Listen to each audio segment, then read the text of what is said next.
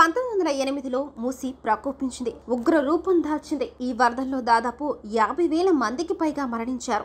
ఎక్కడ చూసినా ఆహాకారాలు, ఆర్తనాదాలు. హైదరాబాద్ మొత్తం విలపించింది. ఇంతటి బీభత్సం సృష్టించిన మూసి వరదలను ఎదురుగా నిలబడింది ఒక చెట్టు. ఎదురొడ్డి నిలబడమే కాదు, ఏకంగా 150 మందికి పైగా కాపాడింది.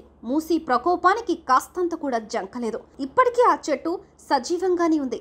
116 సంవత్సరాలైన ఆ చెట్టు కాయలను కాస్తూనే ఉంది. హైదరాబాద్లోని వివిధ పాఠశాలలకు చెందిన పిల్లలు, మేధావులు, చరిత్రకారులు, వివిధ స్వచ్ఛంద సంస్థల సభ్యులు ఆ చెట్టును, దాని చుట్టూ ఉన్న జ్ఞాపకాలను నెమరవేసుకున్నారు. మూసి వరదలు వచ్చి సరిగ్గా 116 సంవత్సరాలు కావడంతో శనివారం గుర్తు చేసుకున్నారు. ప్రతి సంవత్సరం ఉస్మానియా జనరల్ హాస్పిటల్ ఆవరణలో ఉన్న చింత చెట్టు వద్ద సంస్మరణ, సంఘీభావ సభలు నిర్వహిస్తుంటారు. 100లకు పైగా సంవత్సరాలు గడిచినా కూడా ఇప్పటికీ అక్కడ ఏటా నివాళి కొనసాగుతూనే ఉంటుంది. ఇది కూడా చాలా గొప్ప విషయమే.